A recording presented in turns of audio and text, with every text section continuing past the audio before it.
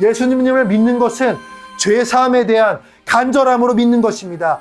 예수님을 믿는다는 것은 종교적 지식을 더하는 것이 아니라 살고 싶은 절박함에서 오는 것입니다.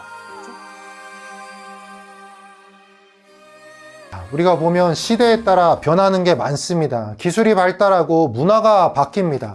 기독교의 역사도 많은 변화를 거쳐왔습니다. 그런데 한 가지 변하지 않는 것이 있습니다. 아니, 변해서는 안 되는 것이 있습니다.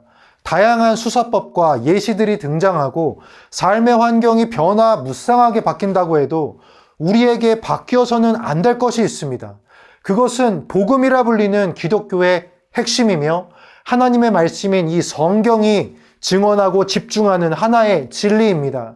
예수 그리스도가 우리의 죄를 대속하여 돌아가셨다라는 십자가의 복음은 변할 수 없는 사실입니다. 세상이 아무리 바뀌어도요, 예수님의 십자가 복음은 그에 맞추어 바꿀 수 없는 것입니다.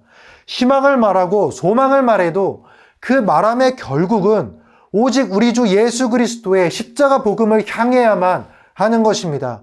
세상이 아무리 바뀌어도 예수님의 가르침과 말씀, 하나님의 그 말씀을 바꾸어 말해서는 안 되는 것입니다.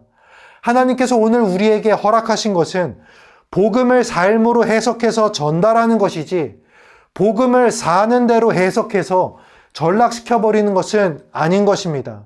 성경은 분명히 기록합니다. 나를 따라오려거든 자기를 부인하고 날마다 자기 십자가를 지고 나를 쫓을 것이라. 그것은 예수님의 가르침이었습니다. 어느 사도의 해석이 아니라 예수님의 가르침, 성육신 하나님의 직접적인 말씀이었습니다. 그래서 사도 바울과 바나바는 루스드라 지방에서 선교를 할 때 안진뱅이를 고친 뒤에 그 기적을 본 사람들이 몰려들어서 그들을 향해 제우스다, 헤르메스다라고 말을 하며 그들을 향해서 제사를 드리려고 할 때 내가 사도다, 그래 이게 바로 은사다, 너희들 나를 따라야 된다, 이런 식으로 자기를 높이는 것이 아니라 옷을 찢고 큰 소리로 그들을 향해서 제사를 멈추고 하나님께 돌아오라라는 복음을 선포하게 됩니다. 온전히 그 영광을, 안진뱅이를 고친 그 영광을 하나님께 온전히 올려드리는 것입니다. 인간의 영광이 끼어들 자리가 없는 것입니다. 성경은 기록합니다.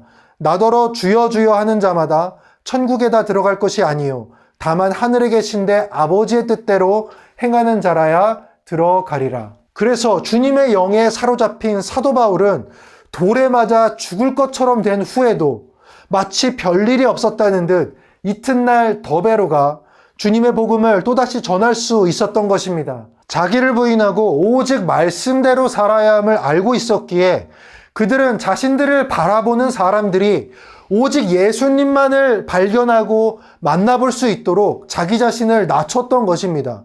그런 주님의 가르침을 잘 알고 있었기에 스데반은 자신을 죽이려 돌을 던지는 자들을 향해서 그들의 죄를 그들에게 돌리지 말아달라고 기도할 수 있었던 것입니다. 그의 순교는 사도 바울로 이어져 위대한 복음의 역사가 이어져 갈 수 있었던 것입니다. 당연히 예수님의 사도들은 말할 것도 없습니다. 그리고 시간이 지나 지금과 같은 시대로 바뀌게 되었습니다. 여전히 세계에는 신앙으로 죽는 사람들이 있지만 그때처럼 박해를 받거나 믿는다고 대대적으로 죽거나 그런 세상은 지금은 절대 아닙니다. 기독교 국가는 물론이고 다른 국가들에서도 인권에 대한 인식이 굉장히 높아졌습니다. 우리가 예수님을 따르고 고난을 받는다는 것이 매우 개인적인 일이 되어버린 것도 현실입니다. 풍요가 가져다 준 위기인 것입니다. 나누고 싶어도 더 나눌 게 없어서 기도하던 것이 기독교였는데 지금은 충분히 갖고도 왜 더 얻지 못하냐고 기도를 하는 게 기독교가 되어버린 것이 오늘날의 현실입니다. 요즘 넷플릭스에서 다 이루어질지니까요. 그런 드라마를 하고 있는데 그것처럼 마치 예수님을 내 안에 가둔 집사처럼 생각하는 경우가 많이 있습니다. 다 이루어질지니. 근데 성경은 분명히 말합니다. 모든 것이 협력하여 선을 이루는 것이라고. 그것은 하나님의 선인 것이지 우리의 탐욕은 아닌 것입니다. 다 이루어질지니는 하나님의 선이 이루어지는 것을 뜻하는 말입니다. 우리의 탐욕이 이루어지는 것이 다 이루어질지니는 아닌 것입니다.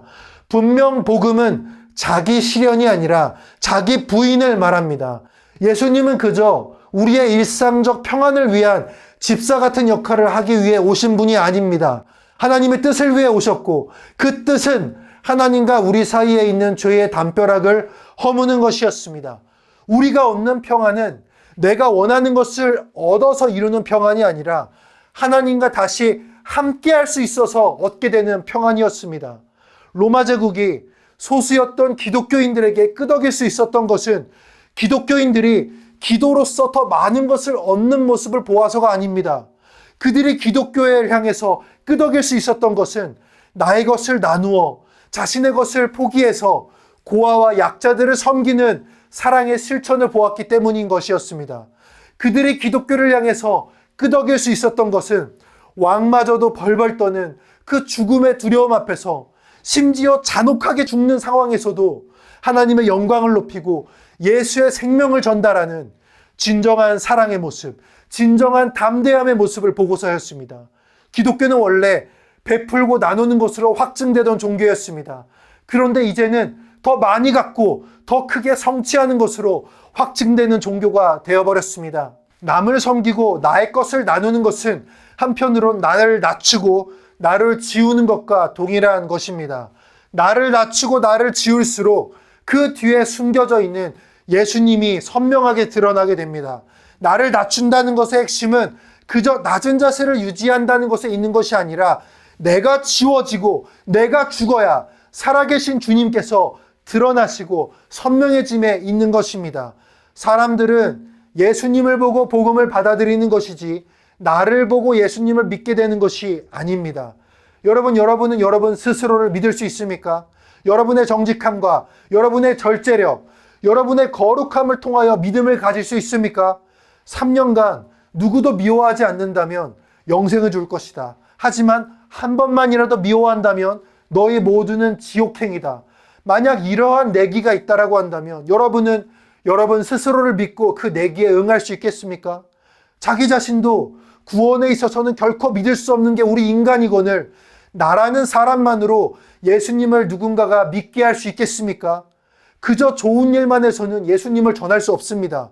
늘 기도로 성령 충만한 상태가 됐을 때, 나는 죽고 내 안에 예수가 사시는 그 상태가 되었을 때 나의 선행에서 예수님의 모습을 보고 나의 낮아짐에서 하늘 보좌를 버리고 이 땅에 오신 그 예수님을 발견하여서 그리스도를 믿게 되는 것입니다. 부활은 완전히 죽어야 가능한 것입니다. 새로운 생명은 내가 완전히 죽은 자리에서 피어나는 것입니다. 내가 죽은 자리에는 반드시 주님의 생명이 살아납니다. 그리스도교는 내가 죽고 주님이 부활하는 종교인데 오늘날에는 내가 살아 주님을 죽이는 종교가 되어버렸습니다. 예수님을 따른다는 것은 관광단지 같은 데로 놀러가는 길이 절대로 아닙니다. 오히려 그 반대입니다. 땀 흘리고 수고해야 하는 자리일 수 있습니다. 인자는 머리 둘 곳이 없다고 하셨습니다. 주님을 따르는 길은 그렇게 머리 둘 곳 없는 주님을 따르는 길일 수 있습니다. 인자가 머리 둘 곳 없는 곳, 내 머리 하나 둘 곳 없는 그런 고난의 자리일 수도 있습니다. 하지만 그 길의 마지막에는 영원한 휴식과 영원한 안식이 있을 수 있습니다. 잠시 머리 둘 곳이 없을 수 있으나 십자가를 지고 나를 부인하는 삶의 그 길의 마지막에는 내 몸이 영원히 쉴 수 있는 하늘의 영광, 하늘나라가 주어질 수 있는 것입니다. 그런데 간혹 예수님을 믿는 것을 한편으로 무슨 집안의 내력이나 전통 같은 것으로 여기는 그런 사람들도 있습니다. 또는 자기의 신념 같은 것을 지키기 위해 예수님을 믿는 경우도 있습니다. 결코 그래서는 안 됩니다. 예수님을 믿는 것은 죄사함에 대한 간절함으로 믿는 것입니다. 예수님을 믿는다는 것은 종교적 지식을 더하는 것이 아니라 살고 싶은 절박함에서 오는 것입니다. 조금 더 알고 조금 더 즐겁게 살기 위해 주님을 믿는 것이 아니라 사느냐 죽느냐에 관한 것인 것입니다. 예수님은 자신이 그리스도인 것을 제자들에게 말씀하신 뒤에 제자들에게 자기가 그리스도인 것을 아무에게도 말하지 말라고 말씀하셨습니다. 모든 자들을 살리는 그 부활의 영광이 있기 전에 내가 먼저 죽어야 한다라는 말씀을 하셨습니다. 많은 복음이 인간의 관심사에 집중되는 경우가 있습니다. 구원의 섭리를 너무 일상적인 모든 것들에 적응하는 우울을 범하기도 합니다. 걱정 마세요. 주님이 대신 죽을 겁니다. 걱정 마세요. 주님이 대신 죽을 자를 마련하실 겁니다. 아니요. 성경은 분명히 말합니다. 내가 먼저 죽어야 한다고. 한 알에 미리 떨어져 죽어야만 열매를 맺을 수 있다라고 성경은 말합니다. 제자들과 초대교회 성도들은 떨어져 썩어 죽어야 하는 그 한 알의 밀알이 자기 자신이 되어야 함을 잘 알고 있었습니다. 하지만 오늘날의 많은 사람들은 다른 사람이 먼저 죽어야 한다라고 말을 합니다. 자기 부인을 뺀 복음은 복음이 아닌 복음의 유사품일 뿐입니다. 복음은 값없이 주어지는 것이지만 그것이 값없이 주어지는 이유는 진실로 그것이 저렴해서가 아니라 우리가 가진 돈으로는, 우리의 노력으로는 그 복음을 살 수가 없기 때문입니다. 그래서 그것은 아무 믿음 없이 교회에 나오는 발걸음으로 주어지는 것이 아닙니다. 예수님 믿습니다, 땡큐 이러는 자들에게 주어지는 선물이 아닙니다. 그것은 나를 부인하고 가슴을 치는 절박함으로 예수님을 나의 주인으로 믿고 받아들이는 자들에게 주어지는 값없는 복음입니다. 그런데 저부터 고민이 많았습니다. 사람들이 반응하지 않으면 어쩌지? 근데 깨닫습니다. 그것은 하나님의 몫입니다. 사람들을 반응하게 하고자 변질된 것을 전하는 것은 잘못된 것입니다. 십자가와 자기 부인이 없는 것은 결코 주님의 메시지가 아닙니다. 그것으로 묵상을 해서는 안 됩니다. 마음의 주도권을 하나님께 온전히 넘겨드려야 합니다. 나의 생각을 믿지 마시고 예수님의 말씀을 믿으시기를 바라겠습니다.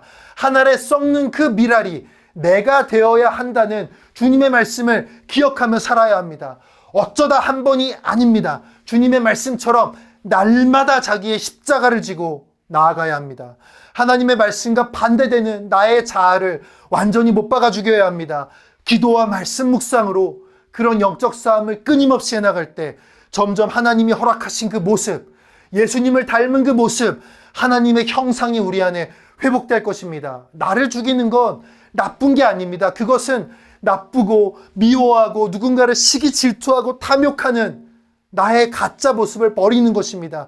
그건 세상이 만들어준 모습이지 나의 진짜 모습이 아닙니다. 나의 진짜 모습은 성육신 하나님, 예수님이 보여주신 바로 그 모습입니다. 우리의 모습은, 우리의 원래 모습은 예수님이 보여주신 그 모습입니다. 우리의 진짜 자아가 무엇인지 주님은 보여주셨습니다. 성육신 하나님께서, 예수께서 알려주셨습니다. 어떻게 그렇게 살아갈 수 있는지를. 그것은 오직 하나, 말씀을 기억하고 기도를 해나가며 내 삶의 주도권을 완전히 주님께 내어드리는 노력을 이어가는 것입니다. 그것은 단번에 되는 것이 아닙니다. 나를 부인하고 십자가를 지는 것은 말씀과 기도로 무장하며 나아가는 삶의 과정에서 얻어지는 것입니다. 너희는 이기적인 존재이고 탐욕적이며 사랑받을 수 없는 존재라는 그런 세상의 소리에서 귀를 닫으시고 너희를 구원하려 내 독생자가 피를 흘렸다라는 상상 못할 그 사랑의 소리에 귀를 기울이시길 바랍니다. 그런 여러분을 보며 사람들은 점차 여러분이 아닌 다른 것을 보게 될 것입니다. 점차 그들은 여러분이 아닌 여러분이 품은 예수를 보게 될 것입니다. 우리가 할 것은 전하고 보이는 것입니다. 열매를 맺는 것은 주님이십니다. 그러니 먼저 전할 것을 마음에 품으십시오. 내 자아가 아닌 예수 그리스도입니다. 그러니 먼저 보이게 하십시오. 내가 비켜야 주님이 보입니다. 완전히 나를 비키게, 나를 십자가에서 못 박아 죽이십시오. 내가 죽을 곳에 주님의 생명이 피어납니다. 여러분 모두가 그런 십자가의 증인이 되시기를 우리 주 예수 그리스도의 이름으로 간절히 기도하며 소망하며 나아가겠습니다. 우리 주님의 이름으로 함께 기도하며 나아가겠습니다.